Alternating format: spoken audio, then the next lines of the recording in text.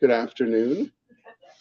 This time I'm trying to make sure that I have at least myself on video because we're live streaming on YouTube, and I'm hearing me and seeing me is difficult enough, one without the other. But when you put the two together, it almost makes me seem like a real life human being. Almost. Maybe by the end of our 7 weeks together. So this is session 2 of our Jewish Dilemmas class, and I have 2 videos that I'll share in turn, and for a good part of it, the slideshow will not be on. Just be having conversation without you having to look at a screen. Tonight's topic is tradition and innovation. Last time, recall that we looked at particularism and universalism. Tonight, we're looking at the balance between honoring Jewish tradition while making sure that we're not freezing it in time. Jewish history for thousands of years reveals a living tradition that is constantly in the present and the past, looking towards the future. Tonight, we're going to explore a little bit about how innovation is not only permitted in Jewish tradition, but in some cases is essential for Jewish survival and relevance. I often tell church groups, the worst place to go to understand Judaism is the Bible, because we have not practiced Judaism in a biblical way for more than 2,000 years, or close to 2,000 years. The end of the Second Temple period, when the temple was destroyed in the year 70 of the Common Era, that was the end of sacrifices. If Judaism had not figured out how to balance tradition and innovation, we would have disappeared. So tonight we're going to look at some ways that we innovate and some ways that we maintain the tradition, not just within Reform Judaism, though I'll certainly describe that for you and give you examples, but I'm going to make the case that the balance between tradition and innovation is central to all of the modern streams of Judaism. So the first place that I'm going to take you on this little magical journey is Pirkei Avot, the sayings or the flowerings of the fathers, one of the tractates of the 2nd century Mishnah that describes a chain of transmission, or what we call in Hebrew Shalshelet HaKabbalah, the chain, like with links, the chain of transmission and tradition. And it begins, this is Avot 1:1, so the very beginning of Pirkei Avot says, Moshe Kibel Torah MiSinai. Moses received the Torah at Mount Sinai, and if you don't innovate, that would be it. Just if we're going to do the Torah the way Moses did it, we shouldn't have to do any intermediary steps. We should just be able to go straight back to Moses. But that's not what the tradition tells us to do. It tells us that there has been an unbroken chain. This is circa 200 that the rabbis are saying the chain went like this. From Moses, or from God to Moses at Sinai, and then to Joshua, and then from Joshua to the elders, from the elders to the prophets to the men of the Great Assembly, and so on and so forth, through Rabbinic Judaism. This is Rabbinic Judaism making its case 1,800 some years ago that this is the next link in the chain after the destruction of the temple. This is how we understand how to be traditional and innovate. And the text continues, there's no break here. It continues, be patient, that these interpreters said 3 things. Be patient in the administration of justice, raise many disciples, and asu sigag la Torah, make a fence around the Torah. The Torah has to be transmitted from one generation to the next in order for it to remain alive. The Torah remains the same. It is the interpretation that changes. So why does Pirkei Avot tell us that the sages had to do these 3 things? Well, one is they're maintaining the essence while protecting the Torah. Protecting the Torah and keeping it relevant requires the balance of tradition and innovation. You have to be patient in the administration of justice, I mean, not making hasty changes just because it feels good, But maintaining that balance between tradition and innovation requires diligence and requires understanding. Raising up many disciples, in Hebrew, there's no word for disciple. It says, Hamidu Talmidim Harbe, raise up many students. If you don't transmit Torah to the next generation, it ends. And this is not a modern problem. The 1800 years ago, after the destruction of the temple, the earliest rabbis were trying to figure out, how do we maintain this tradition? And the problem was not solved. It still isn't solved. But we are not the first, nor are we the last generation to try and figure it out. So I want to take you on a little historical tour here to look at the Shulchan Aruch as an example of tradition and innovation. When we look at the cataclysmic events in Jewish history that have forced change, we can point to the destruction of the temple in Jerusalem in 586 before the Common Era, in the year 70 of the Common Era, the destruction of the temple by the Romans. We can point to crusades, and we can point to the expulsion of the Jews from Spain in 1492. And that's where the story picks up now with a short video, a few minutes long, about the Shulchan Aruch. In 1492, the mass expulsion of Jews in the Spanish Inquisition created waves of refugees throughout Europe and the Middle East, as Sephardic Jews from Spain intermingled with Ashkenazi Jews. Hold on. I need to make sure that I share the screen with sound. It's only been 5 years since I've been using Zoom. I should probably know what I'm doing by now. Share. Also share tab audio. Yes, I want to share the tab audio. Jews from Eastern Europe created waves of refugees throughout Europe. In 1492, the mass expulsion of Jews in the Spanish Inquisition created waves of refugees throughout Europe and the Middle East. As Sephardic Jews from Spain intermingled with Ashkenazi Jews from Eastern Europe, people became confused about which traditions and rules to follow. Two rabbis rose to settle the matter. Though these two men were from different traditions and never even met, their conflict and collaboration defined Judaism for half a millennium.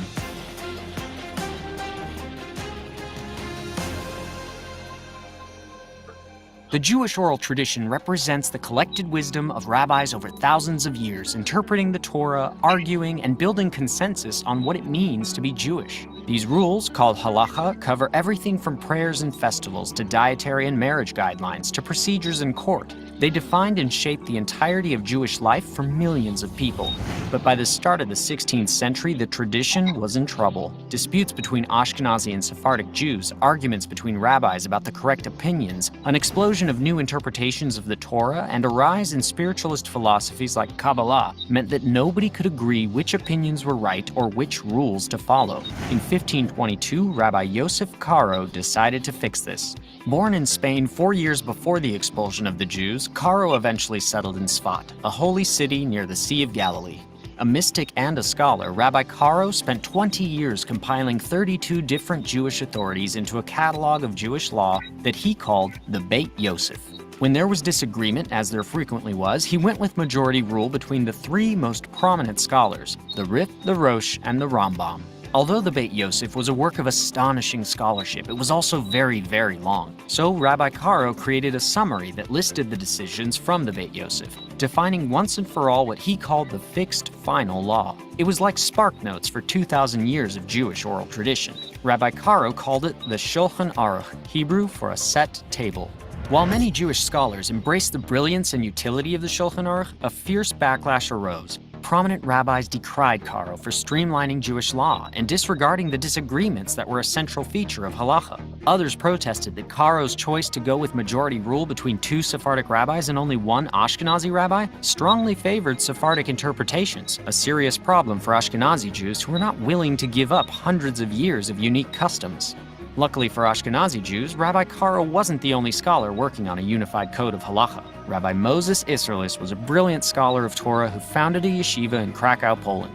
He too recognized that the oral tradition had become overly confusing. While Rabbi Karo was writing the Beit Yosef, Rabbi Isserles was compiling Ashkenazi halacha into a book titled the Darkei Moshe. He was nearly finished with his masterpiece when Karo's Shulchan Aruch arrived in Poland. The Shulchan Aruch created a dilemma for Rabbi Isserles. Publishing the Darkei Moshe would reassert Ashkenazic tradition, but exacerbate the chaos of contradictory rulings. He faced a difficult choice: accept Rabbi Karo's conclusions and lose centuries of Ashkenazi traditions, or publish a competing book and risk a schism. Rabbi Isserles instead came up with a third approach. Recognizing that Jewish unity was essential, Rabbi Isserles abandoned the Darkei Moshe and instead used his knowledge to create a series of additions to Rabbi Karo's work. Since Karo had called his text the Set Table, Isserles called his additions the Mapah, or tablecloth. For any laws in the Shulchan Aruch that were different for Ashkenazis, Isserles added glosses that explained the variances. Thus, Rabbi Isserles preserved the Ashkenazi tradition without creating disunity. Isserles then printed the Shulchan Aruch with both Karo's original text and his additions, consolidating the two traditions into one book. By abandoning his own book and instead combining his knowledge with Rabbi Karo's, Rabbi Isserles guaranteed the continuation of the Ashkenazi tradition while lending his wisdom to the combined text. This new Shulchan Aruch, complete with its tablecloth, quickly became the definitive text on Jewish law, a text that united Sephardic and Ashkenazi Jews. It was studied in yeshivas around the world, and later scholars added additional glosses and commentaries, placing their own dishes on the table that Rabbi Karo set. It remains a guiding light, a constitution of the Jewish people, nearly as important as the Torah or the Talmud. The story of the Shulchan Aruch represents the best of Jewish tradition. It marks a dedication to scholarship, combined with an appreciation of practicality, a unified text that still incorporates disagreement, and a recognition that, at the end of the day, working together makes us all stronger.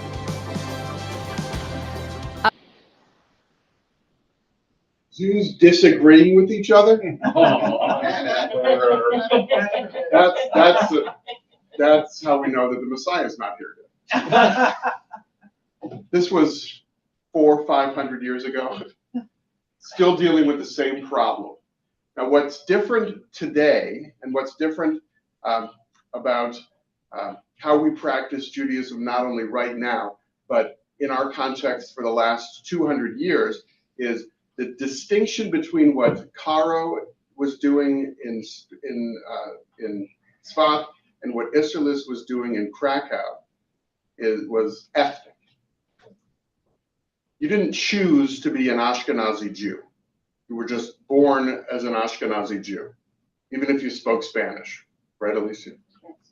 Because your family's from where? From Russia. From Russia, but Yes. where were you raised? In Argentina. In Argentina. So you think, oh, she must be Sephardic because Sfarad, after all, means Spanish. But no, No. Ashkenazi Jew who migrated. But she didn't suddenly just choose, oh, I'm going to be a Sephardic Jew. No. This was a matter of geography and ethnicity. And what Isserles and Karo were trying to do was to maintain Klal Yisrael, or the unity of the Jewish people, so that there wouldn't be a schism based on practice. What they were doing was distilling the law of Moses into 16th century language and reality. Because Moses lived neither in Tzfat or in Krakow. But Jews were living in Tzfat and in Krakow and in Madrid and in Moscow, and needed interpretation on how to live as contemporary Jews in their own setting. What Isserles and Karo did was to blend their interpretations to make it palatable to Ashkenazi and Sephardic Jews. Fast forward 200 some years, and choice comes about. Choice is what happens when the government says Jews as a corporate entity no longer exist. Individual Jews are accountable as citizens to the countries in which they live. This did not happen everywhere. This did not happen, for example, in the Pale settlement, did not happen in Russia and in Lithuania and so forth, but in Germany in particular, which is where Reform, Conservative, and Modern Orthodox Judaism have their roots. Choice became important because when you can choose what path of Judaism you follow, what also becomes a choice? None of the above. So an Ashkenazi Jew in France and a Sephardic Jew in London who are emancipated, they don't have to worry anymore about what Caro and Isserlis are saying with their table and their tablecloth. I'm gonna not, and I don't even have to go to church. I don't have to convert. I can just blend in and be none of the above. And in response to this choice with how to balance tradition and innovation, how to maintain the integrity of that chain of tradition that we saw in Pirkei Avot, suddenly choice becomes an issue. And this is the second, and the other video that I'm going to show you is about how movements or streams of Judaism emerged from this need to reconcile a sacred inheritance, seeing ourselves as the next link in that chain of tradition, how to reconcile that with modern realities. The process was about not discarding the past, but about reinterpreting the past meaningfully. So we're going to explore how halachic and philosophical and historical voices justify or give caution against unmoored innovation. So unmoored innovation would be just what's called in Hebrew hefkerut, chaos. What the streams of Judaism did, what we think of today as Reform, Conservative, and Orthodox Judaism, all began in the 19th century. That's our next video.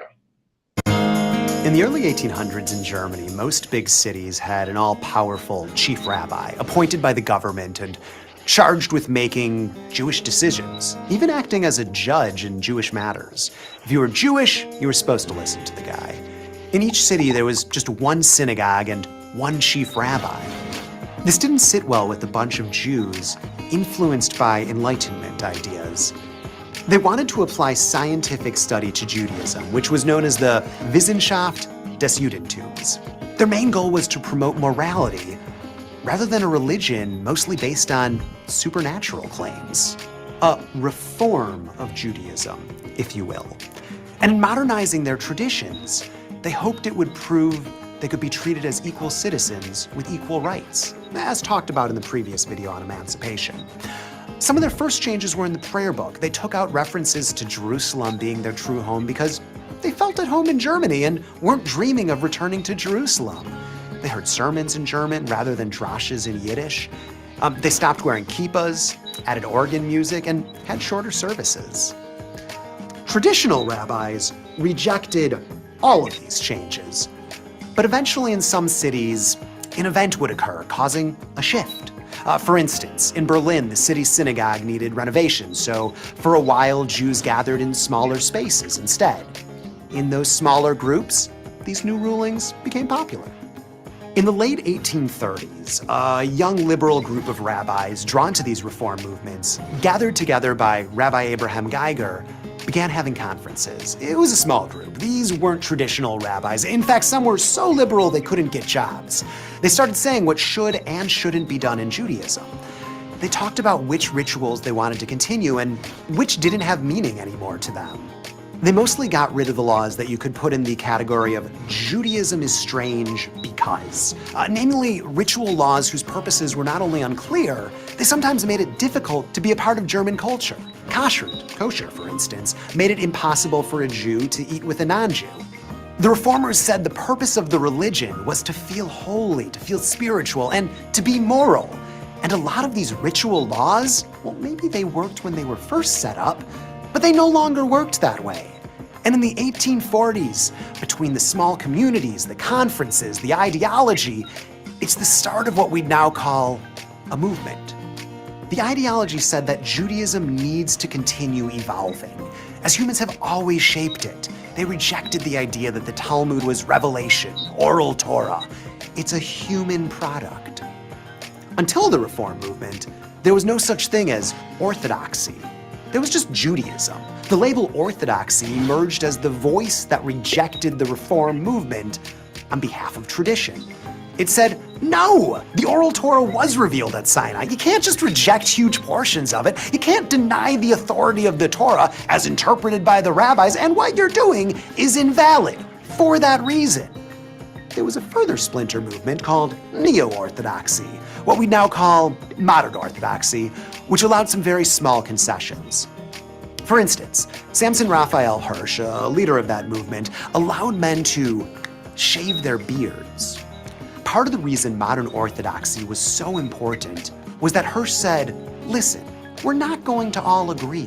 We're going to have multiple organizations, multiple synagogues. He insisted that the Jewish community of Frankfurt formally split. So whereas before everyone was unified under one official way of being Jewish, and there were these little, pop-up shops of other ways of being Jewish, Hirsch is the one who said, I'm tired of fighting. You go do your thing, and I'll do my thing.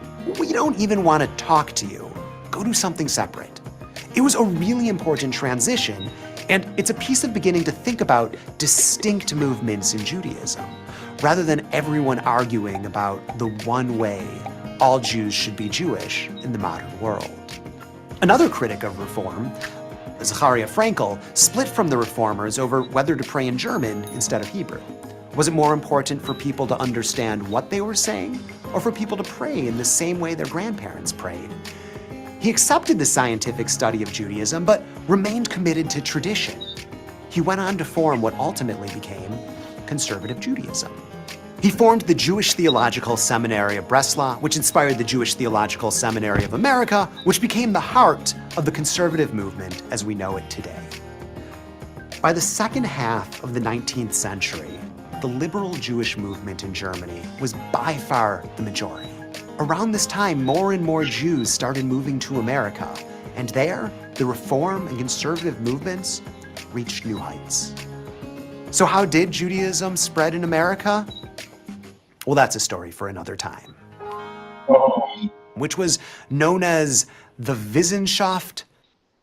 How Reform Judaism spread, or how Judaism spread in North America, like wildfire. Because we used to say, Kima Cincinnati Tetzei Torah. Or out of Cincinnati will go forth Torah. I have Yes. a question. Mhm. So they used to pray in Hebrew, not in Yiddish?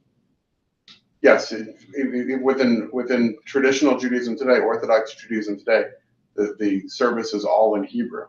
No, but I mean, in the 1800s, They just they in always Hebrew, use Hebrew. They Always didn't use Yiddish. That was not the for thing. prayer. Yeah, for Yiddish would be their vernacular. That's what they would use for everyday conversation. But Hebrew is Lashon HaKodesh, the Holy Tongue, which is why today there are some ultra-Orthodox Jews who will not speak modern Hebrew or conversationally because it's the Holy Tongue. They'll still speak Yiddish. So let's see how this is lived today. And with this, I'm going to stop the sharing so that you don't have to look just at that screen. Rabbi Leo Baeck, who lived in the first half of the 20th century and was a remarkable human being.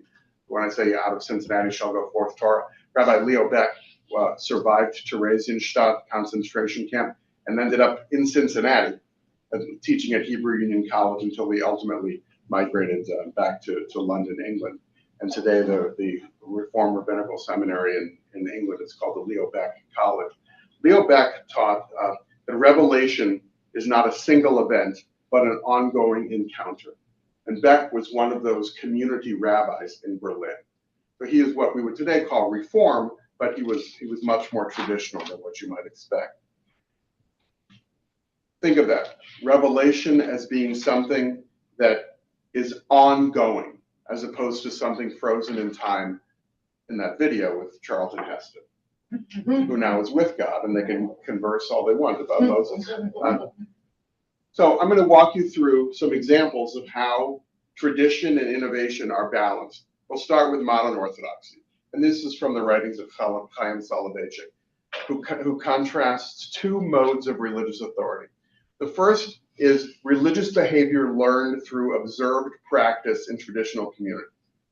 So people who grow up in a traditional community and observe the practices, and it's passed down like with their mother's milk.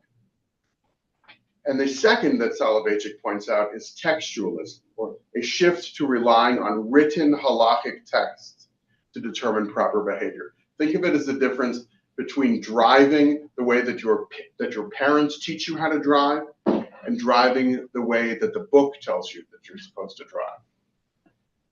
Well, the book you're studying when you're 16 or 15, which has more authority? The parent who's teaching you how to drive. And we mimic the way that our parents drive.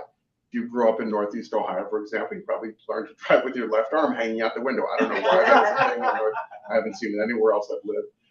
But it's copying behavior. And if you grow up in a community, those communities' norms become your tradition. So people who grow up in Orthodox Judaism, even if they leave it later on, that's what they're familiar with. And they learn religious behavior based on practice in traditional communities, versus someone who does not grow up in that tradition, who is more likely to be literal about it because they don't have the nuance.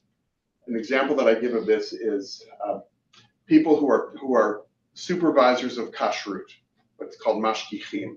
A mashgiach is not to be confused with Moshiach, the Messiah. A mashgiach is the person who sits in the kitchen and supervises.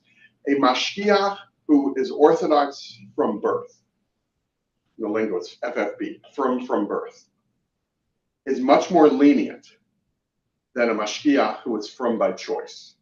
Because the one who is from by birth knows the fine lines and doesn't have to be punctilious in the same way as somebody who's not only just trying to prove that they know what they're doing, but who's going to be less careful.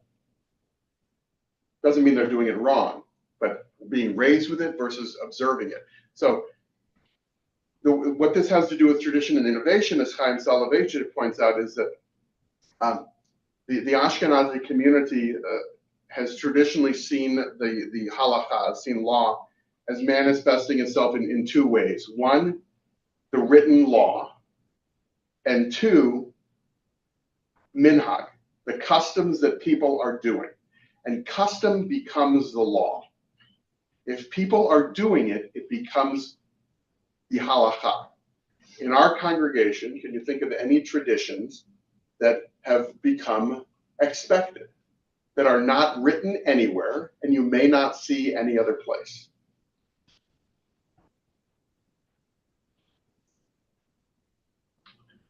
I'll give you a hint. I'll give you one. The very beginning of, right after the close of the opening song on a Friday night service, what do? Candles and the wine. We do the candles. Every congregation, every home does the candles and the wine. What do we do at Temple Israel with the candles? Push them together. Oh, because it forms the S. Because it forms the shin. To make Shabbat.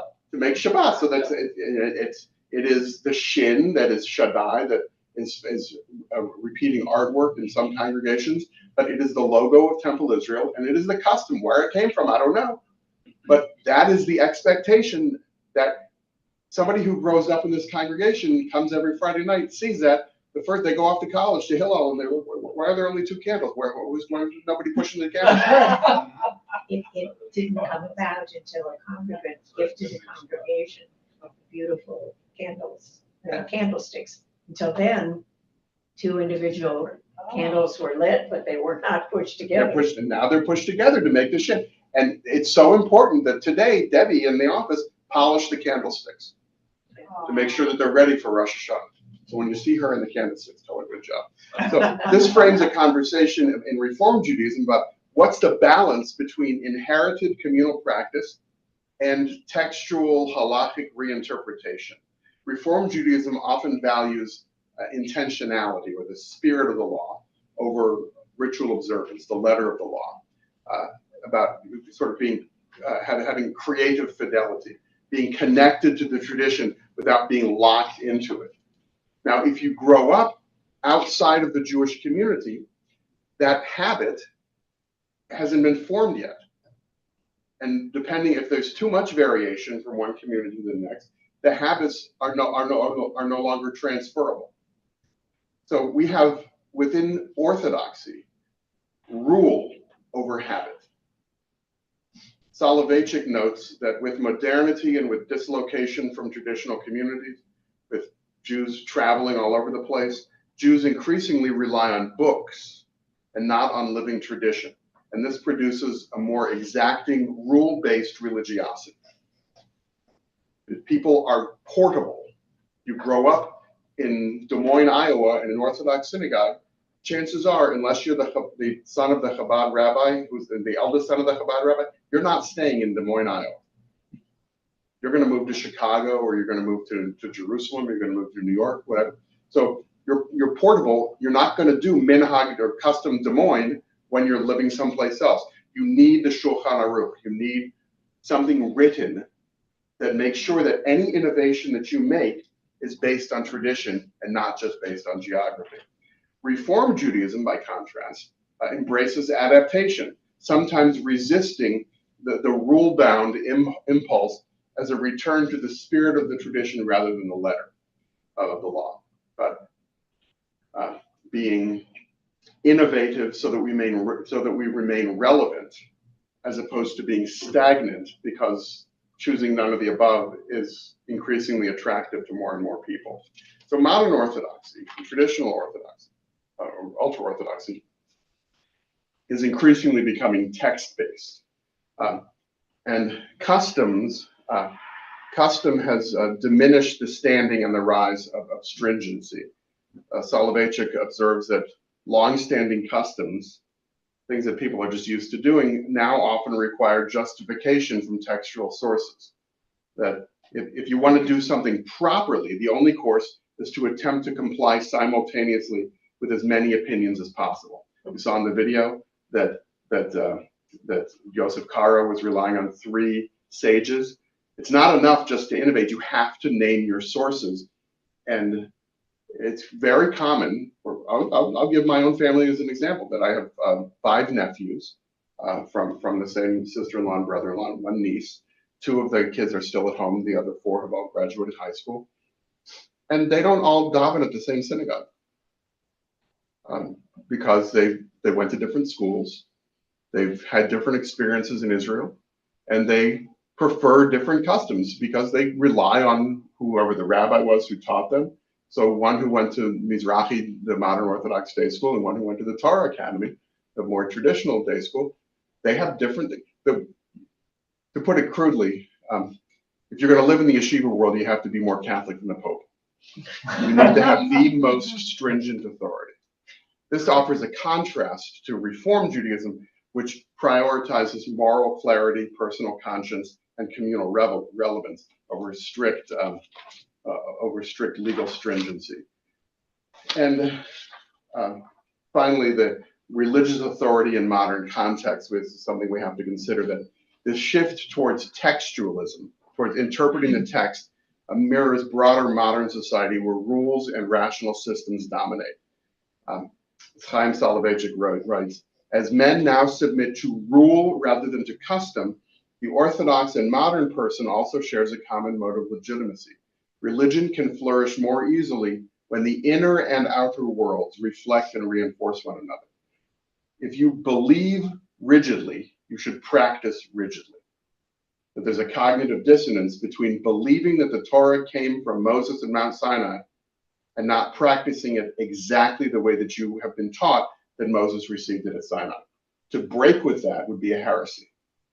For Reform Jews, this invites reflection. And so we ask ourselves, how do we root tradition in the lived realities of today when legitimacy may come from things like inclusion and transparency and moral conscience and not just law? If you're going to be strict about the law, you could find yourself alienated from your family of origin. I worked with an ultra-Orthodox rabbi who taught something beautiful that I cite regularly. Where he worked for me at Hillel, and when I would occasionally, a few times a year, I'd get calls from parents of students who grew up modern or who grew up moderately traditional or conservative or reform, who were concerned because their kids were suddenly frum. They went to Israel, they did these classes with this rabbi, and their kids, I'm thinking, that's the worst thing that happened is your child became more Jewishly observant. Of course, there are worse things that could happen. But when they would call me, I would say, no, this is legitimate practice of Judaism. I said, well, what would you do if your kid did that? I said, it's fine. They didn't, but so you know, both of my older kids work for Reform congregations, Reform bodies. As I check my mezuzahs. But What this rabbi would tell these students who would come back from a year in Israel and not eat at their parents' homes, you know what this guy would tell the students? Kibud av va'em, honor your mother and father, is one of the commandments also. And that helped to preserve relationships. And what it meant was, often the parents would end up koshering their kitchens or koshering a part of their kitchens in order to maintain familial unity, and that preserves the relationship. Which is, I always thought was ironic that there was a time when American Jews kept kosher for their grandparents, and now there are many American Jews who keep kosher for their grandchildren. So conservative Judaism, so that's modern Orthodoxy. Conservative Judaism and tradition and innovation. Conservative Judaism sees halakha, Jewish law, as a living, evolving system. And Reconstructionist Judaism would fall into this category as well, because Reconstructionist Judaism was a left-wing break-off of conservative Judaism. Rabbi Elliot Dorff is the chair of the Rabbinic Assembly's Committee on Jewish Law and Standards, which is the highest authority of interpretation in the conservative movement. He argues, Rabbi Dorff does, that halakha, Jewish law, is not static. It's a dynamic system that is responsive to the values and needs of the Jewish people in every generation. No argument there. And he writes that the conservative movement's claim to authenticity lies not in pretending that change never happens, but in how it happens, through reasoned, respectful engagements with precedent and text. Now, I say cynically, what that means in practice is that whatever Reform Judaism does, conservative Judaism does 10 years later. But it's not because conservative Judaism is behind the times. It's because conservative Judaism is intellectually honest and is based in halakha. Any change has to be based in halakha. In Reform Judaism, halakha has, to borrow a Reconstructionist phrase from Rabbi Mordecai Kaplan, in Reform, halakha has a vote but not a veto. In conservative Judaism, halakha has the veto, but it's lived. So Dorff often cites examples like the responsive that permits driving to synagogue on Shabbat, or the acceptance of egalitarianism, counting women in the minyan. And he notes that such innovations emerge not by rejecting Jewish law, but by interpreting it in light of modern realities. Which is more important, to have a minyan at synagogue, or to when nobody lives within walking distance anymore, or maintaining the rigidity of the law? So what did the committee said? You can drive to and from synagogue on Shabbat. You can't stop at the mall on the way home. So Dorff, for conservative Judaism, distinguishes between two sources of authority. We saw with Soloveitchik, it was the inherited or mimicked, and then the textual. For Dorff, it's the textual or legal authority that is the literature that's open for interpretation, like the Torah, the prophets, the writings, the Talmud, and so forth. And then the communal experience as an authority, the lived needs and moral intuitions of contemporary Jews. The same basic argument as Soloveitchik, but for Dorff, they're flipped. That the text comes first and the communal experience comes second. And he contends that legitimate halakhic change has to account both for the text and for the lived realities. Once the tradition becomes impossible to practice, it's no longer relevant. If we were to say, no, you cannot use technology, what are people going to do? Bye. Won't see you later, because I live in Fayetteville, Arkansas, and the only way that I'm able to connect with the Jewish community is online.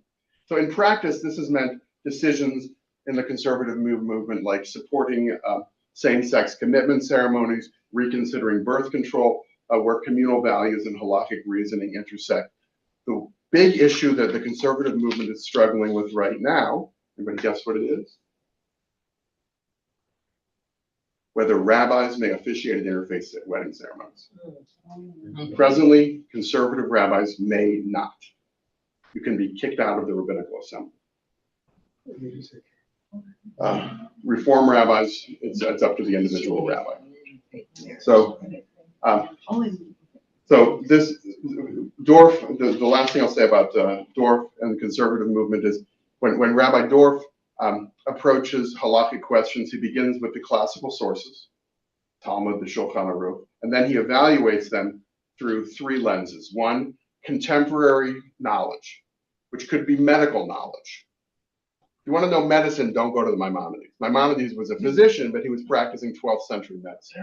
You want to find out about organ transplantation, what did Maimonides know from organ transplantation? You want to know about a verse in the Torah, great, but organ transplantation, no. You go to physicians. That's the first. The second is Jewish ethical values, especially human dignity. The third is the practical realities of community life. Is a legal ruling from the Committee on Law and Standards going to be so lax that it's not taken seriously, or is it going to be so strict that it puts conservative synagogues out of business? So this method provides a contrast from orthodoxy, and then finally reform. Reform responds to the literature, gives us examples of legal innovation, and the biggest example that I'll give you is like using electricity on Shabbat. Maimonides didn't know about using electricity on Shabbat. But starting at the turn of the 20th century, using electricity, it's a regular way of life. Orthodox Jews have to go through all kinds of machinations in order to not violate the letter of the law.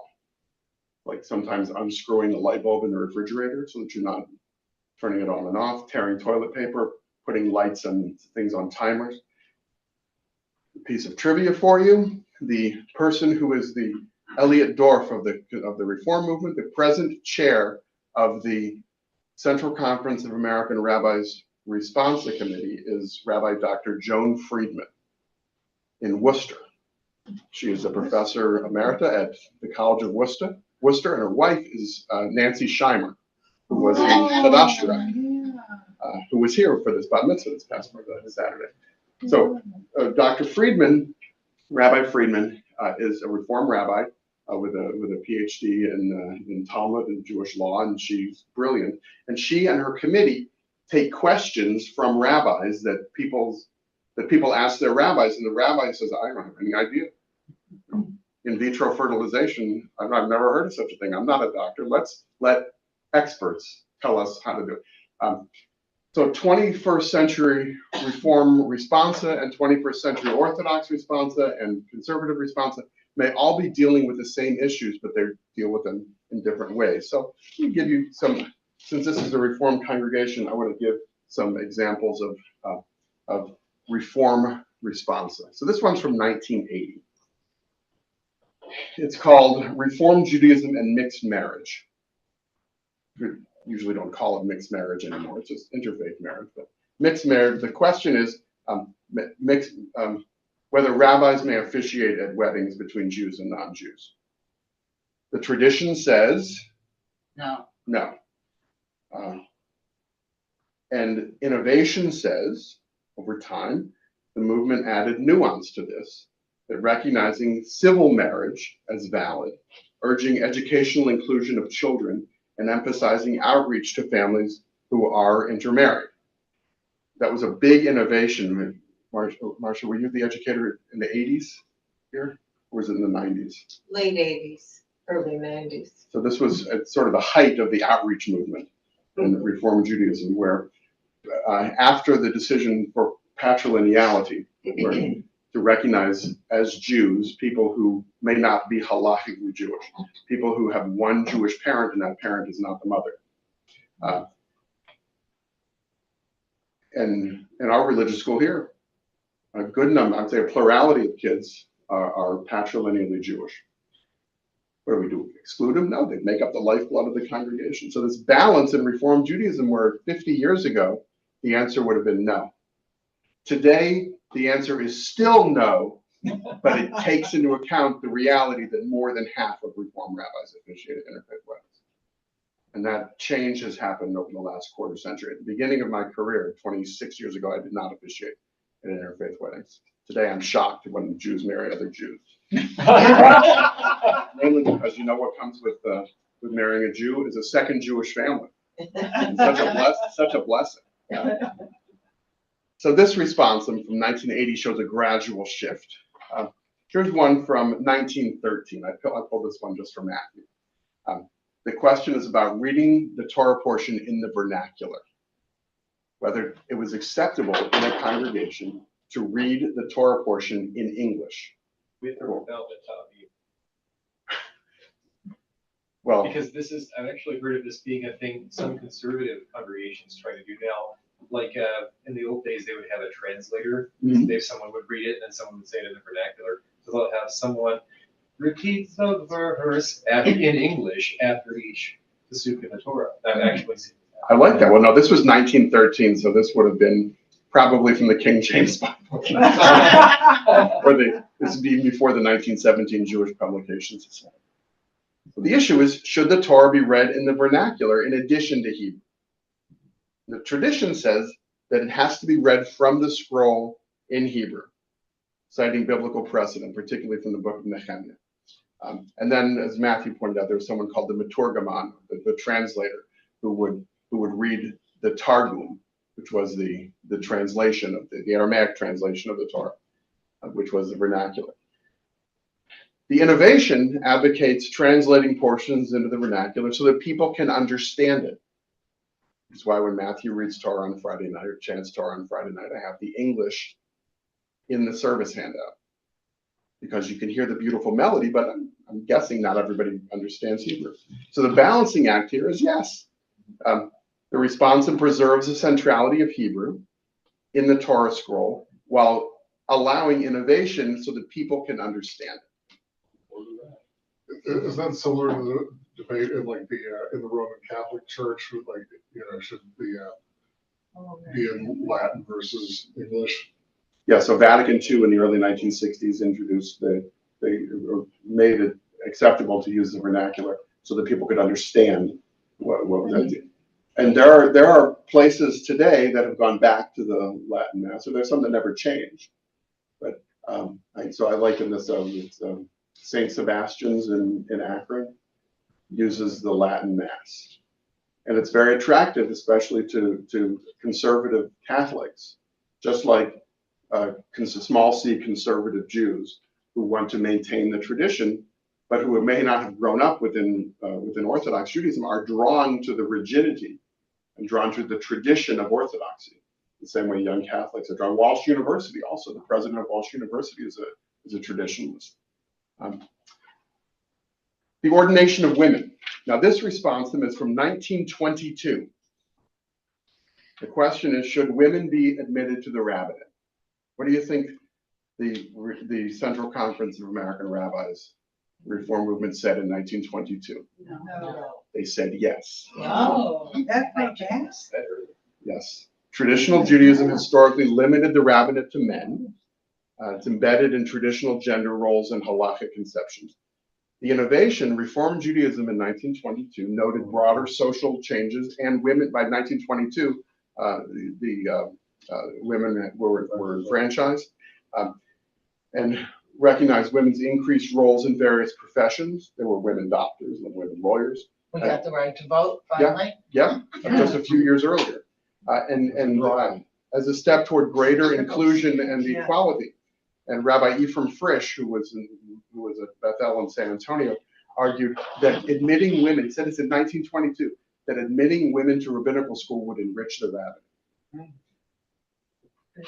In reality, when they really start becoming more accepted women rabbis? Well, it's interesting that you bring that up, Alicia, because this was 1922. Yeah. The first American woman was ordained 50 years later. Right. And it's not because she was in school for 50 years. Yeah. Sally Presand from Yeah, I Cleveland remember that. became the first woman to be ordained as a rabbi in 1972. She is not the first woman rabbi in history. Regina Jonas was ordained was studied at the German Hochschule für die Wissenschaft des Judentums, the predecessor to the Hebrew Union College, which was in Berlin. It was founded by Abraham Geiger. unfortunately, I'm sorry to say that that drawing of Geiger looked just like him. It's really sad, but she was ordained by a tribunal of rabbis, but she graduated from the Hochschule and she died in Auschwitz. But Regina Jonas was the first modern woman to be ordained as a rabbi. And you know why it took so long? Because even though it was in print that yes, we accept this, it took that long for a woman to successfully apply and be admitted to rabbinical school.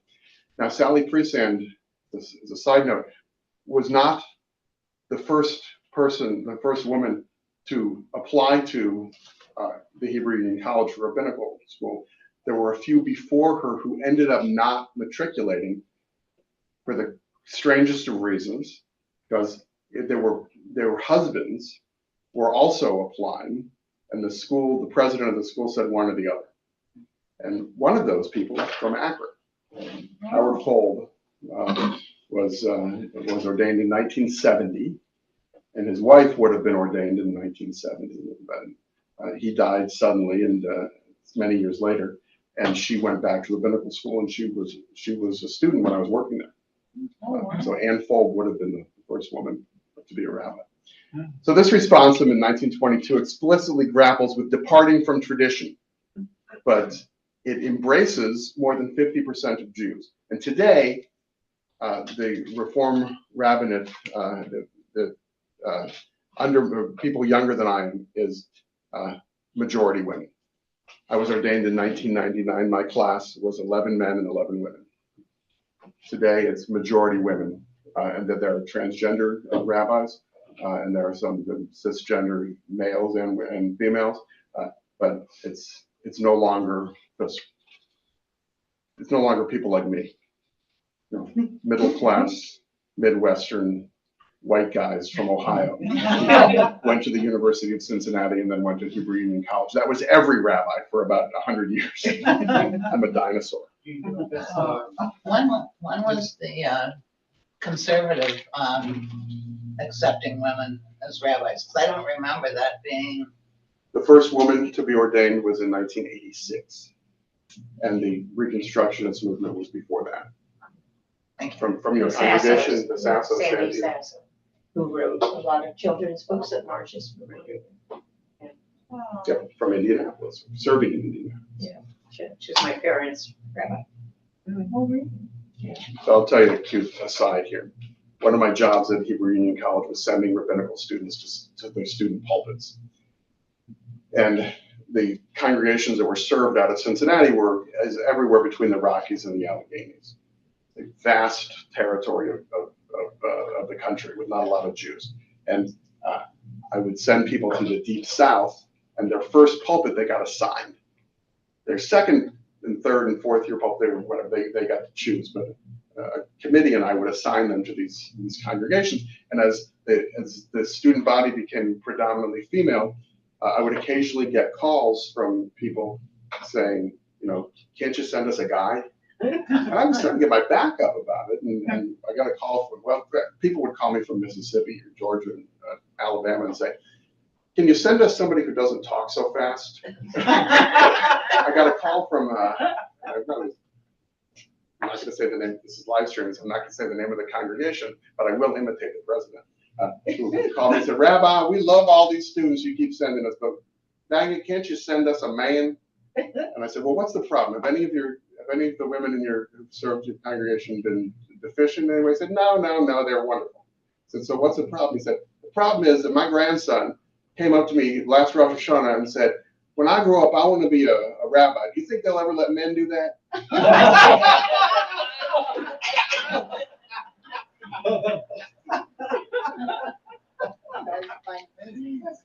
So innovation, if you grow up with the spirit of innovation, you're just used to it. If you grow up with rigidity, you naturally shun any kind of innovation. And our congregations are no longer separated in the way that Caro represented the Sephardic Jews and Isserles represented the Ashkenazi Jews. There are still Ashkenazi and Sephardi congregations.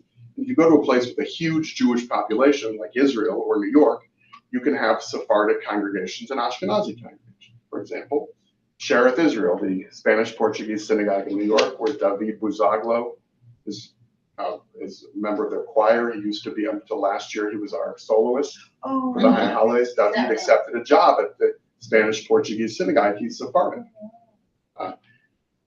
But now, you go to a conservative congregation or a Reformed congregation or modern Orthodox congregation, and it's a hodgepodge of people who grew up with all different expectations. So their appetite for tradition versus innovation is going to be all over the place, and it never creates problems.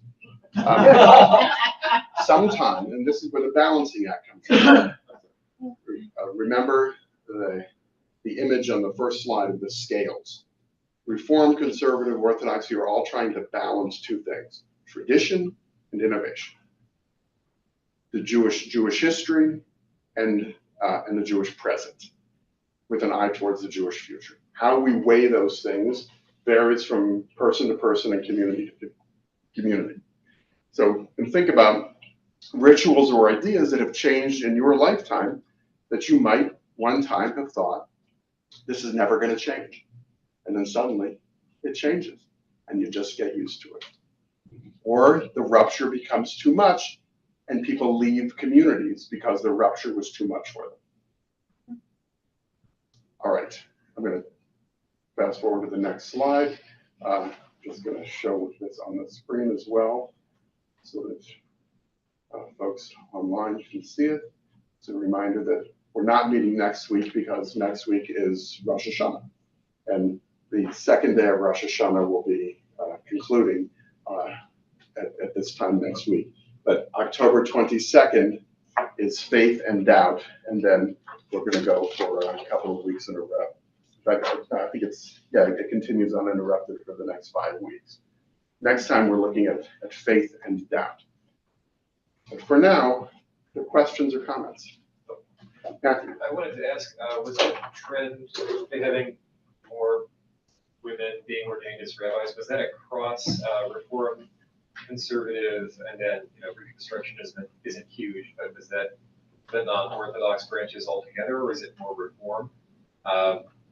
Surprised me if there weren't more women wanting to be rabbis in the conservative movement, but I don't know if it's equal actually. It's more balanced in conservative Judaism, as far as I know, and the playing field has broadened because those aren't the only seminaries anymore. There's non-denominational seminaries like Hebrew College in Boston, but the non-Orthodox seminaries are predominantly women. I can tell you that there are, when I didn't get this response from, but the issue of ordaining people who are openly gay. The Reform movement went on record as accepting people who were openly gay in rabbinical school before the conservative movement did. So my class was one of the last to be admitted when the Hebrew Union College was accepting people who were openly gay and the conservative seminary was not. So I had a good number of classmates who were much more traditional in their approach to Judaism and who would have preferred to go to the Jewish Theological Seminary, but they would not have been welcome. Today, and this has just changed in the last couple of years, the Hebrew Union College is also accepting for admission people who are married to a partner with people who are not Jewish. When I was in school and working there, that you had to be, and I understand why times change. This is one of the things I thought would never change, but reality, times change. Doesn't make some people very happy. It makes other people very happy. So that's how you know it's a good compromise. Like Daniel Webster said, everybody's equally unhappy. So what will be some of the main distinctions between Reform and Reconstructionists? The main differences between a Reform and Reconstructionist. Reconstructionist Judaism is based in halakha. Change is based in Jewish law, and it does not have to be based in Jewish law and Reform.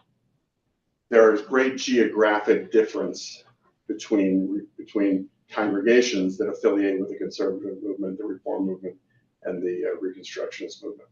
I see the most obvious difference would be in the liturgies.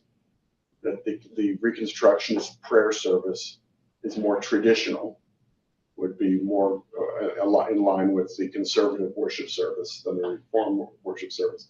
But it is more intellectually in tune with Reformed Judaism ideologically. So last time I talked about the idea of chosenness of Reconstructionist Judaism under Mordecai Kaplan excised chosenness from the liturgy, which if Reformed Judaism was bolder, would have done the same thing. But that was just not a bridge that we were crossing. Dr. Berkman.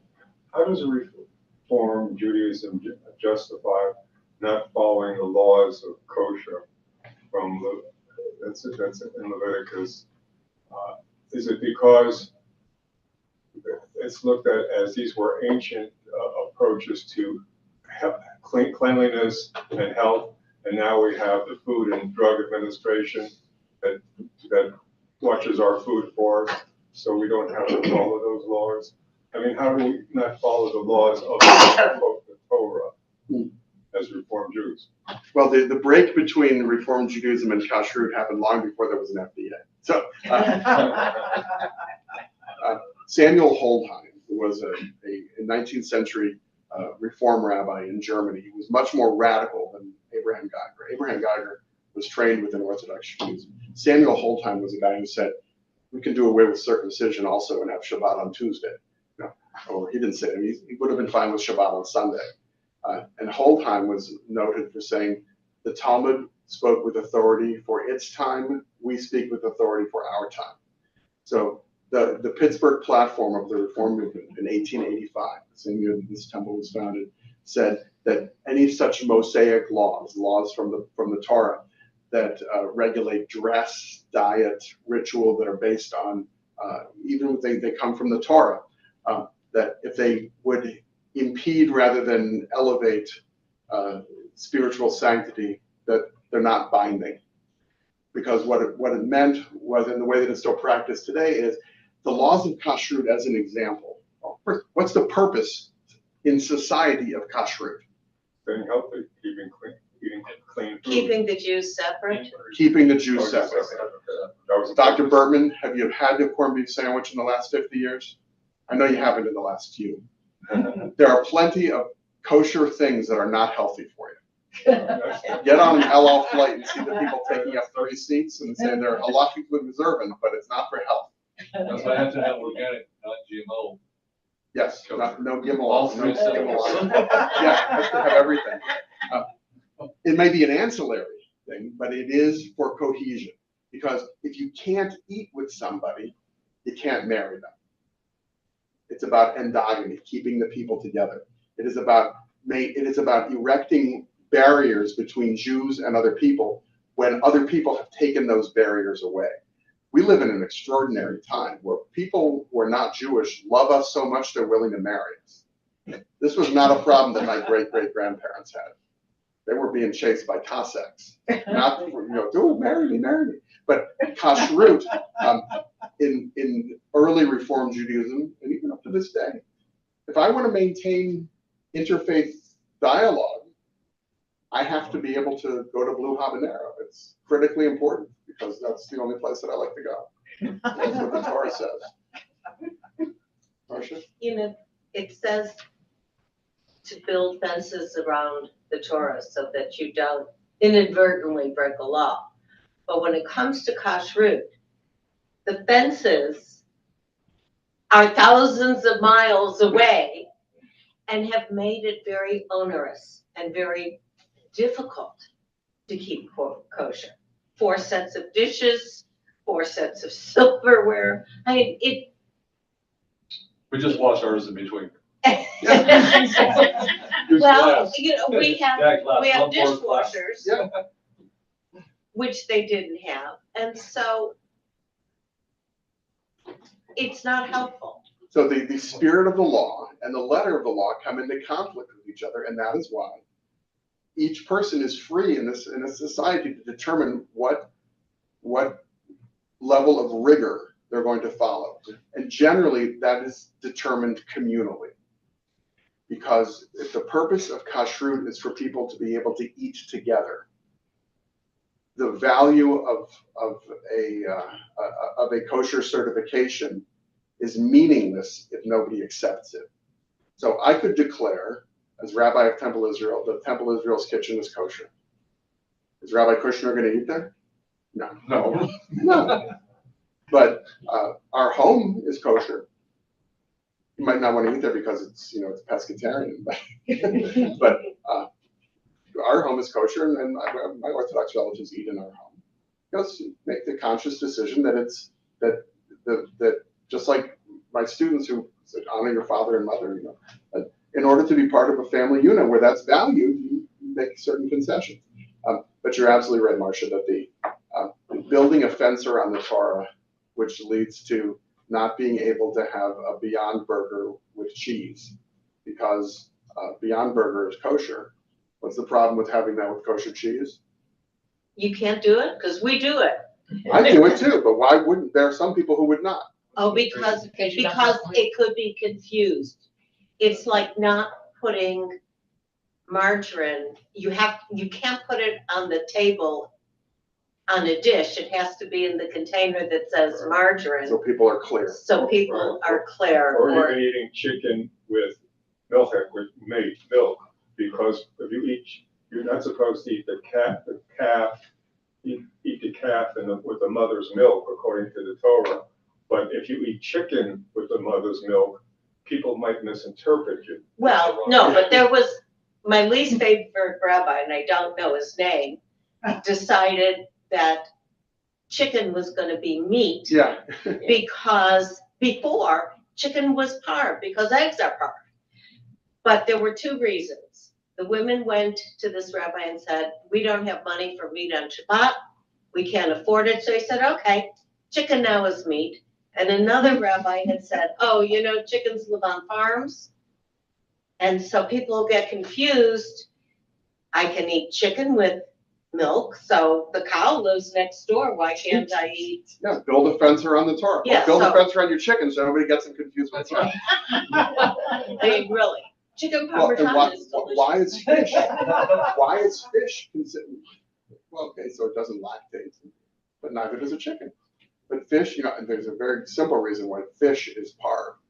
And it's because if you were to outlaw a bagel with cream cheese and lox, There be no more Judy. that would be the Cossack's dream. End of the Jews.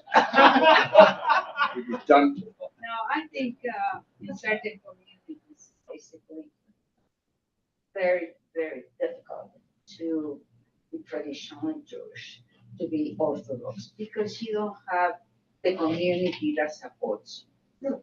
I mean, if you are so strict, what are you going to go and eat?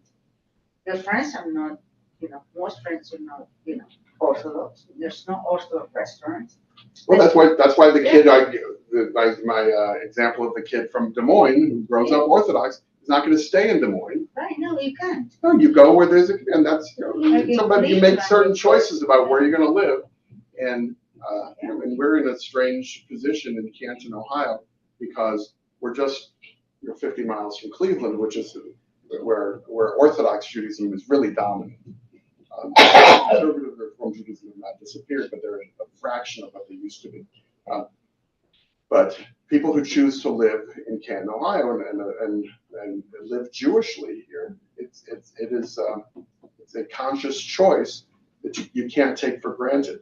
And we pull, because there's not a Jewish community of this size south of here until you get to Columbus. So Worcester and Mansfield have Jewish communities, and they have synagogues, but not our congregation is about 250 families. So when balancing innovation and tradition, we're all trying to do it, and some have resources to be able to do it more easily than others. So I hope that what you take from this is, number one, that they want male rabbis in the South. And that was many, many years ago. Now since the Cincinnati campus of Hebrew Union College is no longer going to be producing rabbis, and they were concerned that the students from Cincinnati spoke too quickly. Just wait until they got the students from New York. but balance that innovation and tradition. And next time we have Faith and Doubt. Between now and then, we have a few high holidays, so I look forward to being with you on Shabbat and then Monday and Tuesday for Rosh Hashanah. All right, thanks, everybody. Thank you.